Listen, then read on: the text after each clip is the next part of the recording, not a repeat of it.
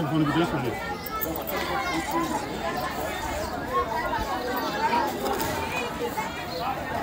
Alhamdulillah rabbil alamin, rendre grâce à Allah subhanahu wa ta'ala et remercier Allah subhanahu wa ta'ala pour continuer pour nos dirigeants et nos alphas qui sont là et que le Djidji Cissé Kounda est là avec les alphas et attend la décision des alphas. Et cette décision en est qu'aujourd'hui, les alphas du Djidji Cissé Kounda et les membres du Djidji Cissé Kounda ne sont pas contents du tout de la décision du préfet. Pourquoi? On ne peut pas accepter qu'un préfet qui est l'autorité de ce département décide enfin de signer un décret de banalisation et de profanation de la culture mandingue dans le département de Mbour. Si le préfet de Mbour a accepté de signer des communiqués à des gens qui ne sont pas mandingues, les donnant l'opportunité et l'autorité de faire ce qu'ils veulent dans la culture d'autrui, cela veut dire que la cohésion sociale à Mbour est risquée. La cohésion sociale à Mbour a des problèmes et personne n'est responsable de cela que le préfet du département de Mbour. Chaque communauté a sa culture. Le préfet du département de Mbour a sa propre culture. Pourquoi il ne donne pas l'opportunité aux gens de pratiquer sa culture comme ils veulent? Non. Mais il a préféré de signer un acte parce qu'il est le préfet du département de Mbour. Mais qu'on lui dit que le préfet, monsieur Diop, le préfet du département de Mbour, faut qu'il change tout. Avant, aujourd'hui, il y avait des préfets ici. Et après vous, il y aura des préfets ici. Cet acte que vous venez de faire dans la commune de Mbour, donnez l'opportunité à des gens qui ne sont pas mandingues d'exercer la culture mandingue. À des gens qui sont des peuls, au lieu de se focaliser dans leur culture mandingue. Et cela est inacceptable. Personne, je dis bien personne, ni aucune communauté peut accepter qu'une autre communauté essaie de faire du mal et essaie de profaner ou bien de sacraliser complètement sa culture. Djidji Cissé Kounda qui est là avec les alphas du Djidji Cissé Kounda, nous sommes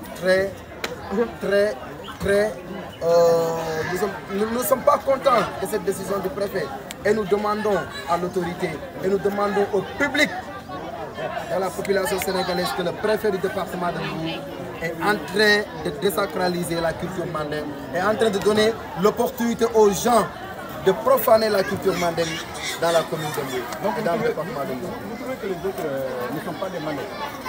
Vous savez, le préfet du département de Mbour, M. Diop, avait organisé un CDD où il a convoqué toutes les autorités départementales. Et il a convoqué aussi Cissé Kounda et collectivité mandingue. Que lui-même reconnaît que ces deux-là sont effectivement des mandingues. Alors, il a créé, à sortir de cette CDD, on a créé une commission que lui-même a présidée.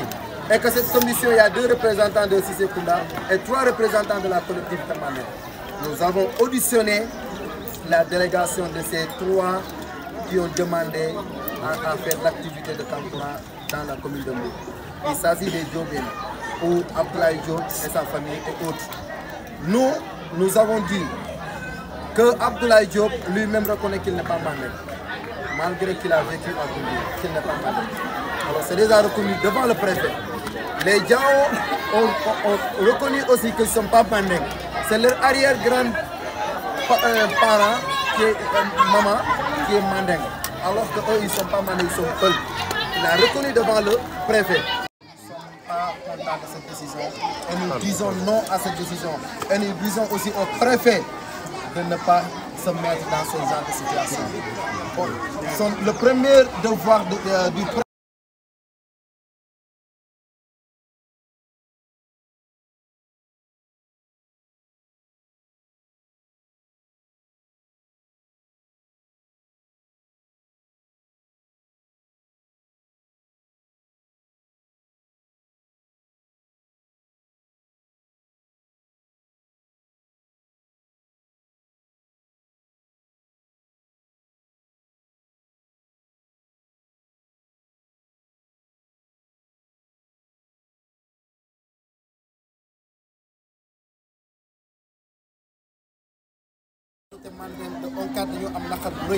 naxar bu ñu am nag kenn teguñu ko ku dul préfet du département de Mbour. Nan la ñu ko tegee préfet du département de Mbour dafa organiser ab CDD kilifa yëpp dem mu convoqué Cissé Kounda convoqué si collectivité Mandeng waxtaan si ni aada Mandeng bi nii lay tëree ak nii ak nii ak nii moom si jëm boppam mu def discours bu am solo wane ni aada bi de waruñu ko nangul ñëpp ñu koy yayoo rek lañ ko war a defal mu créé ab commission boo xam ne Cissé Kounda am na fa ñaar collectivité Mandeng am na fa ñett waxtaan ba recevoir ñi nga xam ne bëgg nañ ko def ñenn ñi njóobeen lañ ñu ñëw jàkkaarloog ñun commission yi moom préfet bi mu ngi toog moo ko présidé ñooñu wane ni ñoom duñu soose donc nit ba mu la wanee ne man du ma soose rek donc jeexal na wax jaawo yi ñëw tamit wane leen ñooñ duñ si ay soose ay pël lañ mais dañuy def lii moom préfet nag mu jël décision am jox ñooñu opportunité ñu yàq suñu aada ndax boo jëlee aada Mandeng jox ko koo xam ne jox nga ko autorisation ne ko defal da nga ko yàq da nga ko dimbali pour mu gën a yàq aada jàmbur préfet du département de Mbour na xam ni moom du soose tam na xam ni moom balaa moom préfet Mbour ñeneen ñoo fi nekkoon préfet te après moom tamit ñeneen ñoo fiy nekkat préfet dafa waroon a fexe ba samp fi histoire boo xam ne ñëpp dinañ xam ne lii lu tëral la tas na yaakaaru doomu aadama yi tas na yaakaaru Mbour waaye tas na yaakaaru soose yi ndax yaakaaroon nañ ni préfet Diop mi bu ñëwoon Mbour dina nekk koo xam ne mooy gérer cohésion sociale en Mbour te acte bii mu def tey jël décision préfectorale décidé ni waa kër Père Laye ñi nga xam ne nangu nañ duñu ay soose nañu def samp lëlu soose jël ñeneen tamit nangu nañ duñu ay soose nañ samp lëlu soose li yàqu fii ak lépp danger bu am biir commune de Mbour nañ xam ne préfet du département de Mbour est le seul responsable na ko président de la République Bassirou Diomaye Diakhar Faye xam na ko premier ministre Ousmane Sonko bi nga xam ni origine du sud la xam na ni kankurang soose yi caaxaane wuñu ko xam na ni lël soose yi caaxaane wuñu ko kon képp koo xam ne ak bépp préfet ba jox cër aada bi nag mooy waroo nangul kenn koo xam ne nekk ko bul yaakaar ni autorisation préfectorale mooy tax nga mën a am droit samp lël dafa am loo xam ne nga war a bokk si aada bi dëgg gëm aada bi xam aada bi ni muy doxee kooku bu boobaa préfet war na ko mën a jox mais bu mu yaakaar ni aada soose UNESCO da ko reconnaître rek ku ko neex da koy def loolu de UNESCO lu mu reconnaître aada soose taxul ku ko warut a def ko donc préfet du département de Mbour saaga na communauté Mandeng de Mbour saaga na aada soose yi te moom mooy ku njëkk a jug taxaw ngir yàq aada bi te loolu nag soose yi duñ ko nangu tey duñ ko nangu suba waxuñu ne dañuy jàkkaarloog moom di xeex wala di taal ay pneu wala di def ay leneen waaye lépp lu mun di xew si di département de Mbour président de la République premier ministre Ousmane Sonko ak gouverneur de la région de Thiès na xam ni préfet Diop est le seul responsable ndax moo signé lu mu warut a signé moo wax li mu war a ko wax.